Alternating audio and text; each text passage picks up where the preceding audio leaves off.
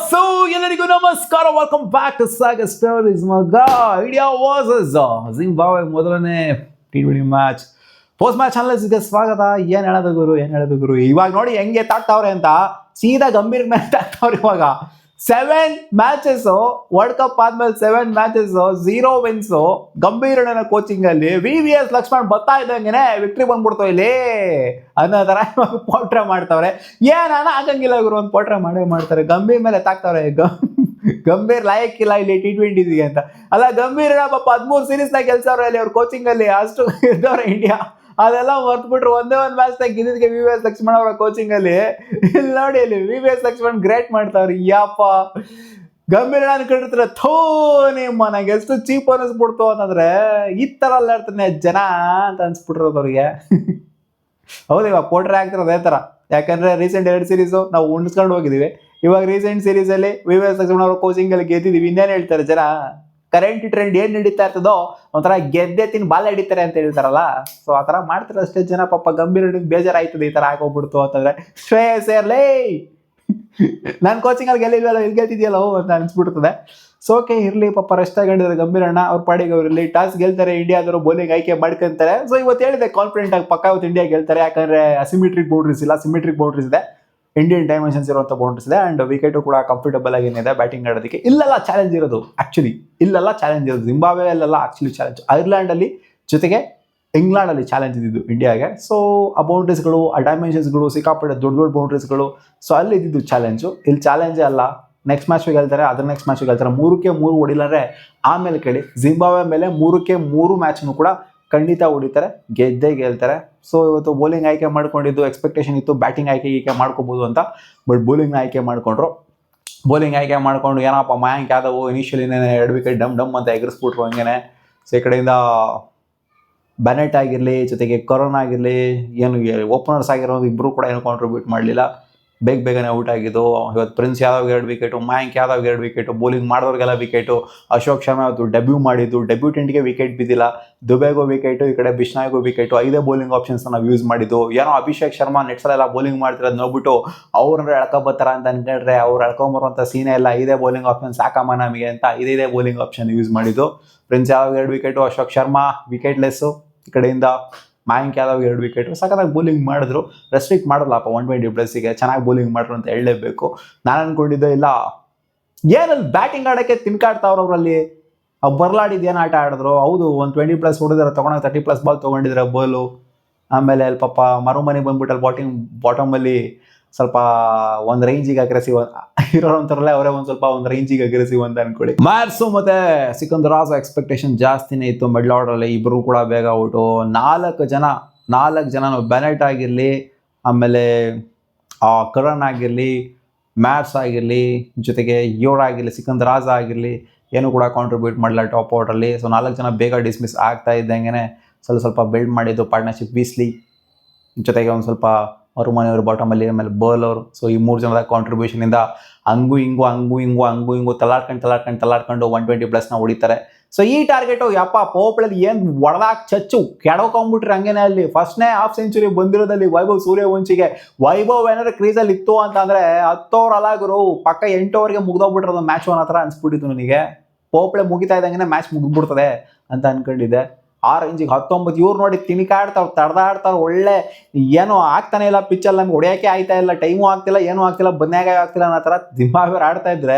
In fact Indian batters for that matter ನೋಡಿ, ಬೇರೆಯವ್ರೆಲ್ಲ ಆಡೋ ರೀತಿ ನೋಡಿ. ಅಭಿಷೇಕ್ ಶರ್ಮಾ ಬೇಗ ಔಟ್ ಆಗ್ತಾರೆ. ಸೊ ಇವ್ರು ಮಾತ್ರ ರೊಚ್ಕೆದಿದ್ದು, ಇವರೊಬ್ರು ಮಾತ್ರ ರೊಚ್ಕೆದಿದ್ದು. ನೋಡಿ, ಶ್ರೇಯಸ್ ಅಯ್ಯರ್ ನಿಧಾನಕ್ಕೇನೆ ಆಡಿದ್ರು. ಜಾಸ್ತಿ ಏನು ವಿಕೆಟ್ಸ್ ಏನು ಕಳ್ಕೊಂಡಿಲ್ಲ ಇಂಡಿಯಾ. ಬಟ್ ಏನಪ್ಪ ಆಡಿದ್ದು 19 ಬಾಲಿಗೆ 50 ಹೊಡೆದ್ಬಿಟ್ಟು ಆಮೇಲೆ ಔಟ್ ಆಗ್ತಾರೆ. ಅವ್ರು ಔಟ್ ಆಗಿರಲ್ಲ ಅಂತಂದರೆ ಪಕ್ಕ 10 ಓವರ್ ಒಳಗಡೆ ಮ್ಯಾಚ್ 100% ಮುಗ್ದಿರೋದು. ಯಾಕಂದರೆ ಸ್ಲೋ ಆಗಿ ಆಡಿದ್ರು. ಅದಾದ ನಂತರ ವಿಕೆಟ್ಸ್ ಬಿತ್ತು ಒಂದು ರೇಂಜಿಗೆ. ಬಟ್ ಅದೇ ಅವ್ರು ಇರಬೇಕಾಗಿತ್ತು, ಅವ್ರು ಇದ್ದಿತ್ತು ಅಂದರೆ ಪಕ್ಕ ಮ್ಯಾಚ್ ಇನ್ನೂ ಬೇಗನೆ ಗಾನ್ ಕೇಸ್ ಆಗೋಗ್ಬಿಡೋದು. 1 ಸೈಡ್ ಮ್ಯಾಚ್ ಎನಿವೇ. ಏನಿದೇನು 2 ಸೈಡ್ ಮ್ಯಾಚ್ ಏನಲ್ಲ. ಏನು ಅಷ್ಟು ಓವರ್ ಸ್ಪೇರ್ ಹೊಡಿಬೇಕು, ಇಷ್ಟು ಓವರ್ ಸ್ಪೇರ್ ಹೊಡಿಬೇಕು ಅನ್ನೋದೇನಿಲ್ಲ. ಯಾಕಂದರೆ ನೆಟ್ ರನ್ ರೇಟ್ ಅದು ಇದು ಎಲ್ಲ ಏನೂ ಇಲ್ಲ ಬಯಲಾಟ್ರಲ್ ಸೀರೀಸ್ ಆಗಿರೋದ್ರಿಂದ. ಬಟ್ ಸೂರ್ಯವಂಶಿ ಕಂಬ್ಯಾಕ್ ಮಾಡಿದ್ರಲ್ಲ ಲಾಸ್ಟ್ ಸೀರೀಸಿಂದ ಈ ಸೀರೀಸ್ಗೆ. ಸಖತ್ತಾಗಿ ಕಂಬ್ಯಾಕ್ ಮಾಡಿದ್ರಲ್ಲ. ಲಾಸ್ಟ್ ಸೀರೀಸ್ ಎಲ್ಲ ಆಡ್ಕೊಂಡಿದ್ರು.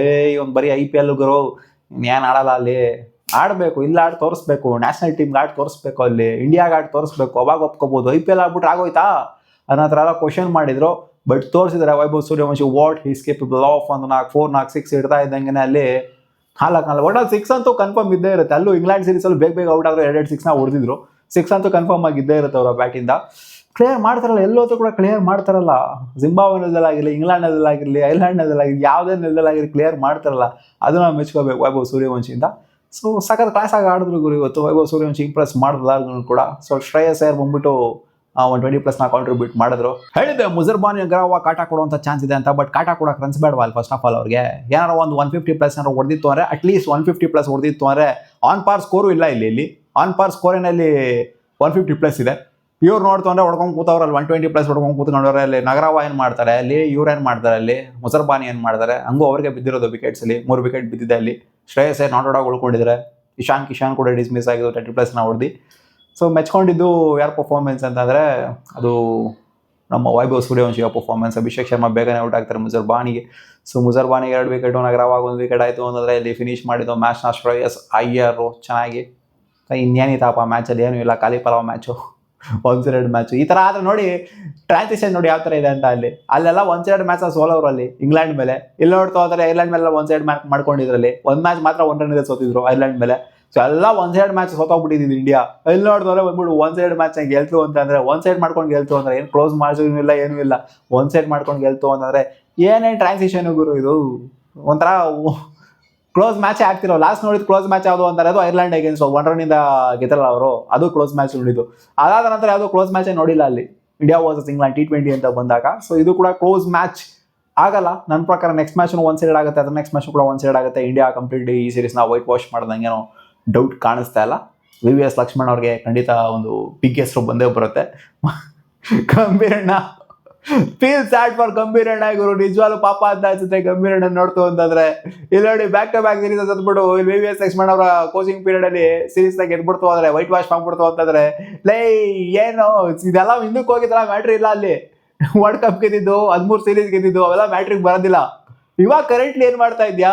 ಕರೆಂಟ್ ನೋಡಲಿ ಗಂಭೀರಣ್ಣ ಇಲ್ಲೇ ಇದ್ದಾಗ ಇವ್ರ ಕೋಚಿಂಗಲ್ಲಿ ಗೆದ್ದಿದ್ದಾರೆ, ವೈಟ್ ವಾಶ್ ಮಾಡಿದ್ದಾರೆ ಬಟ್ ನಿಜವಾಗ್ಲೂ ಜಿಂಬಾಬ್ವೆ ಸೀರೀಸ್ ಅಂತ ಸೀರಿಯಸ್ ಮಾಡಿದ ಸೀರೀಸ್ ಏನು ಕಾಣಿಸ್ತಿಲ್ಲ ನನಗೆ. ಇದು ಖಂಡಿತ 1 ಸೈಡ್ ಸೀರೀಸ್ ಆಗುತ್ತೆ. ನೆಕ್ಸ್ಟ್ ಸೀರೀಸ್ ಅಪ್ಕಮಿಂಗ್ ಸೀರೀಸ್ಗಳೆಲ್ಲ ಇರ್ತಾವಲ್ಲ, ಸೊ ಅದರಲ್ಲಿ ಗೊತ್ತಾಗುತ್ತೆ. ಅವಾಗ ಗಂಭೀರಣ್ಣ ಬರ್ಬೇಕು ಮತ್ತೆ ಕೋಚಿಂಗಿಗೆ, ಮತ್ತೆ ಸೋಲ್ಬೇಕು ನೋಡಿ.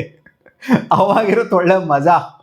VVS ಲಕ್ಷ್ಮಣ್ ಕೋಚಿಂಗಲ್ಲಿ ಗೆದ್ಬಿಟ್ಟು ಅಲ್ಲಿ ಗಂಭೀರಣ್ಣ ಕೋಚಿಂಗ್ ಪೀರಿಯಡಲ್ಲಿ ಸೋಲ್ತು ಅಂದರೆ ನೆಕ್ಸ್ಟ್ ಸೀರೀಸಲ್ಲಿ. ಸೊ ಈ ಸೀರೀಸ್ ಅದೇ ಹೇಳ್ತೀನಲ್ಲ, ಖಂಡಿತ 1 ಸೈಡ್ ಆಗುತ್ತೆ.